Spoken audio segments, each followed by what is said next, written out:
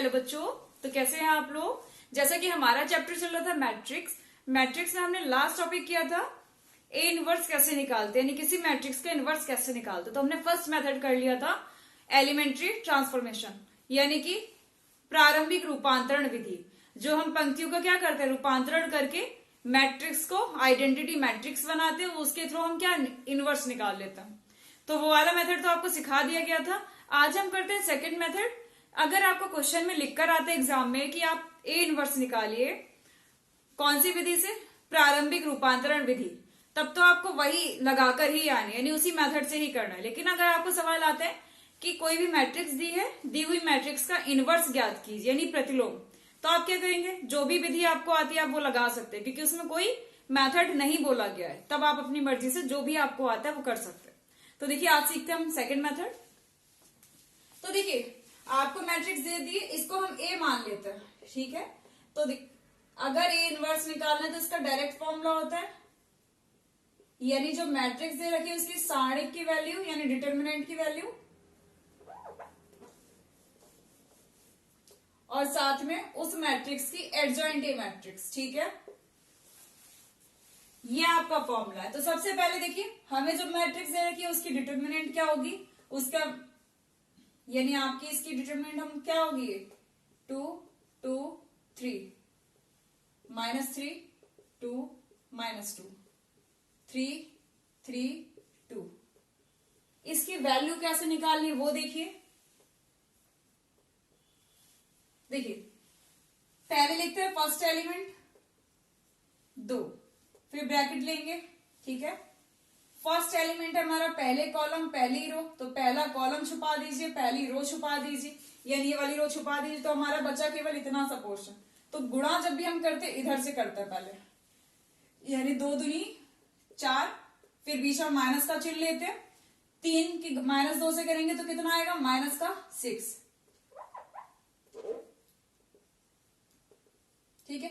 अगला वाला जो हम टर्म लिखेंगे यानी सेकेंड टर्म, उसके आगे माइनस खुद से लिखते हैं, पहला प्लस फिर माइनस। अब ये जो हमारा है क्या है, -3, तो -3 लिख देंगे, ठीक है, ब्रैकेट। अब -3 यानी आपका सेकंड वाला कॉलम, फर्स्ट रो छुपा दीजिए। तो आप किस किस की गुणा करेंगे, 2 की गुणा 2 से यानी 4, माइनस बीच में लगेगा, 3 की 3 से 9।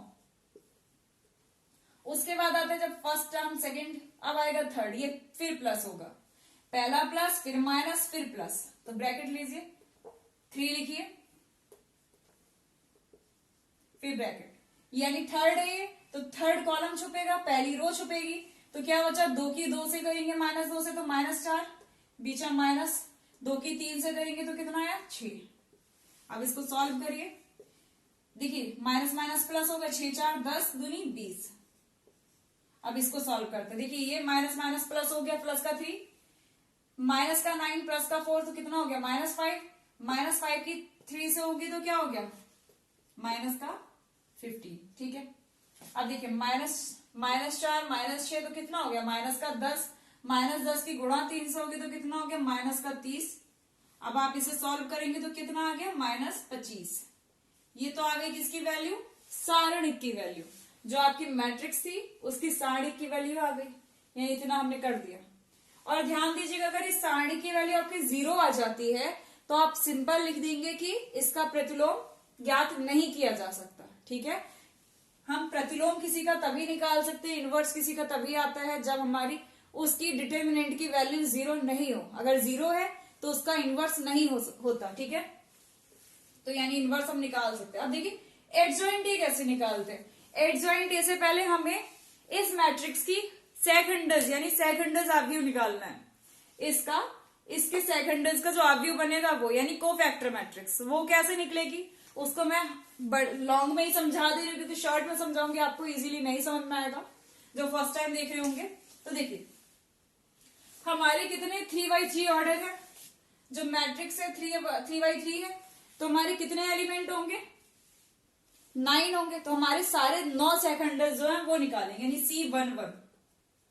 तो देखिए उसका फॉर्मूला क्या होता है, पहले हम लेते हैं माइनस, ठीक है, 1 1 यानी 1 + 1, -1 की पावर 1 + 1, ठीक है। फिर ब्रैकेट वन वन एलिमेंट हमारा क्या है, यहां पर देख लीजिए, वन वन एलिमेंट हमारा 2 है, यानी वन वन का मतलब पहली रो पहला कॉलम छुपा दीजिए आप, पहला कॉलम पहली रो छुपा दीजिए, तो क्या आया, 2 दूनी 4, तो लिख दीजिए 4, माइनस बीच में रहेगा, 3 दूनी 6, यानी 3 में से 2, 3 की गुणा -2 से करेंगे तो कितना है, -6। ठीक है, अब इसको सॉल्व करिए, -1 की पावर 1 + 1 2 हो गई, तो -1 का स्क्वायर हुआ वो प्लस हो गया। ठीक है, ये माइनस माइनस प्लस हो गया तो कितना आ गया, 10, यानी C11 आ गया 10। अब हम क्या निकालेंगे, C12, तो क्या होगा, -1 की घात 1 + 2, ठीक है, -1 की घात 1 + 2 हो गया,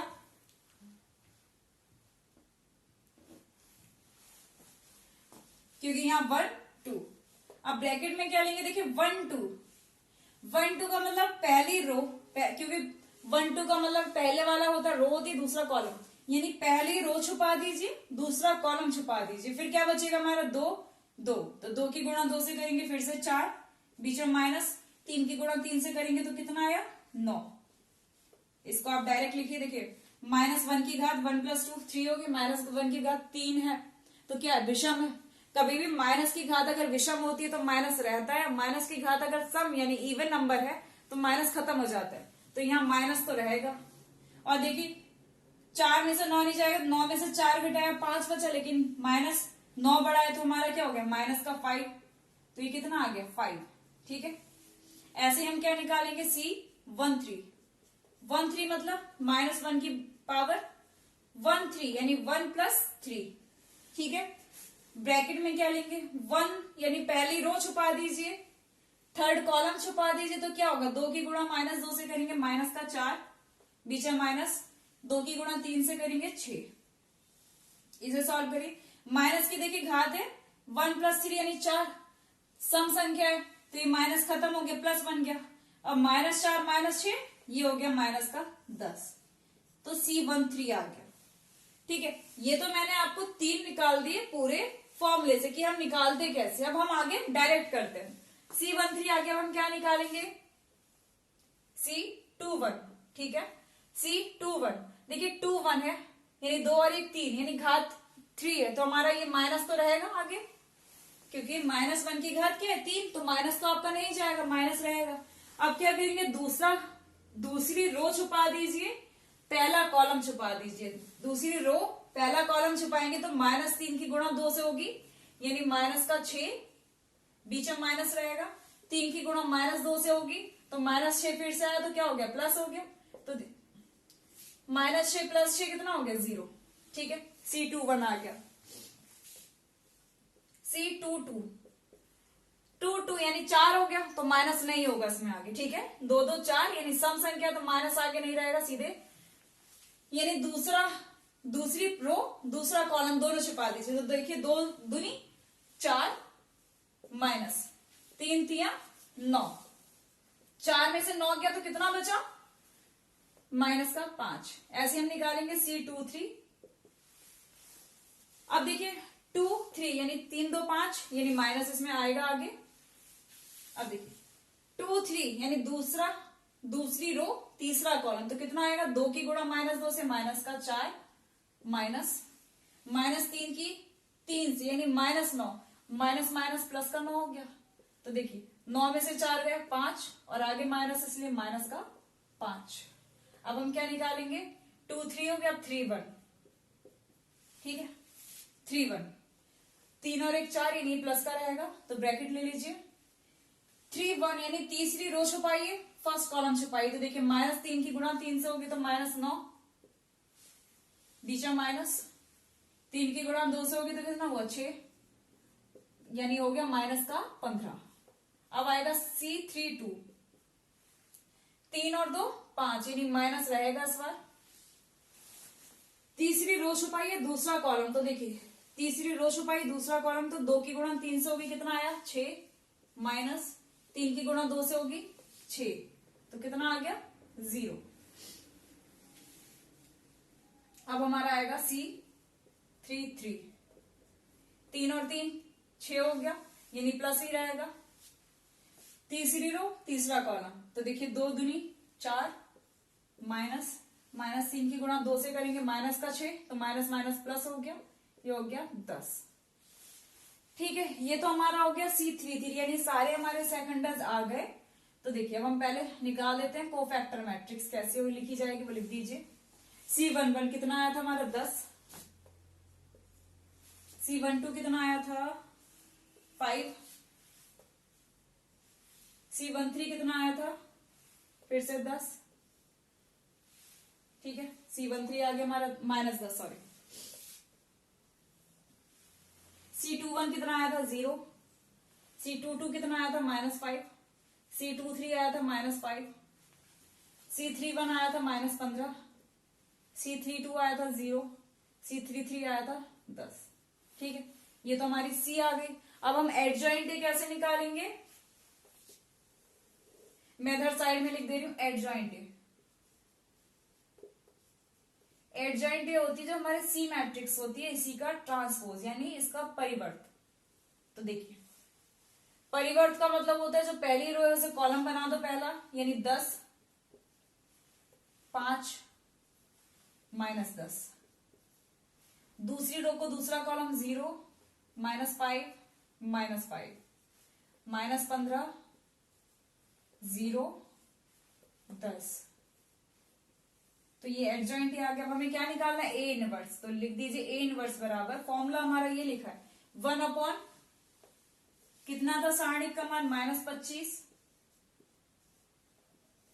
एडजॉइंट हमारी आ चुकी है, तो एडजॉइंट हमारी क्या होगी,